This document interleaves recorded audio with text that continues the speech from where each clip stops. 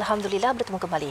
Setakat ini tiada kenaikan harga telur ayam berlaku di Kelantan dan peniaga masih menjual pada harga lama walaupun harga telur dijangka naik disebabkan kadar subsidi dikurangkan daripada 5 sen daripada 10 sen bermula semalam. Tinjauan kru Berita Al-Hijrah di Pusat Transformasi Luar Bandar RTC Tunjung mendapati peniaga menjual telur ayam bagi grade A, B dan C masing-masing dengan harga RM12, RM11 dan RM10 bagi satu papan 30 biji telur.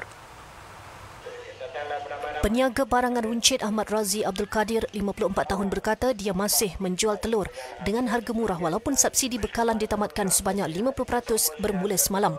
Katanya dia berbuat demikian untuk menarik pembeli selain tidak mahu mereka terbeban dengan kenaikan harga bekalan selain masih lagi mempunyai bekalan lama.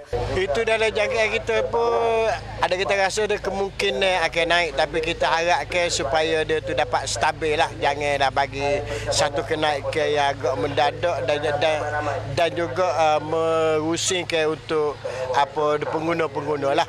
Dan kalau lah boleh kita nak minta harga dia tu stabil lah. Kita tetap ada promosi ni ada sebabnya hanya ada telur ni untuk nak menarik orang ramai. Ada sebabnya ini boleh dikatakan satu keperluan yang orang ramai perlu ke telur ni. So maknanya walaupun subsidi dia tu tarik, kita kena guide untuk customer tu biar dia ada rasa minat untuk beli. Walaupun kita dapat keuntungan dia, maknanya dia tidak banyak sikit pun tak apa.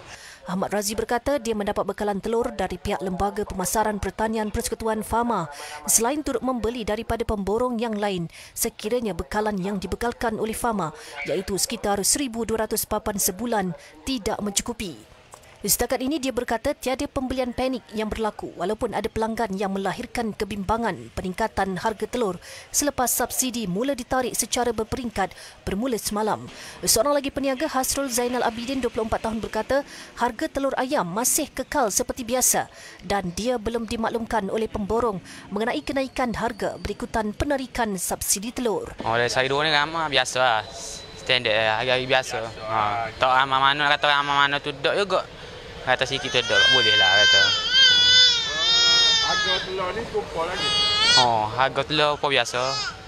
Hak A 13, hak B 11, hak C 10. Orang ada rakyat kau bila agak-agak telur ni akan naik? Tak ada rakyat kita. Tak ada bagi tahu lagi bila. Tak rakyat lagi lah. Jadi setakat ni permintaan pun sport skala lah. Permintaan gapo sport skala, gapo sport skala.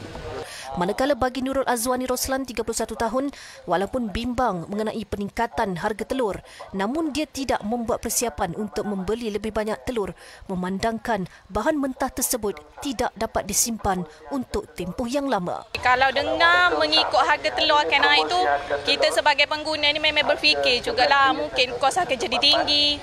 Jadi dalam persediaan tu kita tak ada persediaan pun beli telur. Saya harap sangat harga telur tu tak adalah meningkat teruk sangat. Sebab kita sebagai pengguna, kita nak yang lebih berpatutan lagi lah. Dah seminggu kalau ikut keluarga, ya ikut dengan apa bilangnya ahli keluarga tu. Kalau kata ramai kata nak jimat banyak parut lah sikit guna telur tu. Kalau kita anak beranak kita dari 8 orang jugalah. Kalau kita telur ni parut jugalah kalau kata dalam serakit tu sebulan lebih tu habis dah. Rabu lalu Kementerian Pertanian dan Keterjaminan Makanan memaklumkan kadar subsidi telur ayam dikurangkan daripada 10 sen kepada 5 sen sebiji bermula Mei dan seterusnya ditamatkan sepenuhnya mulai 1 Ogos ini. Keputusan itu dibuat selepas mengambil kira komitmen pihak industri untuk memastikan pengeluaran telur ayam yang mencukupi dan terjamin berikutan kos pengeluaran sudah stabil.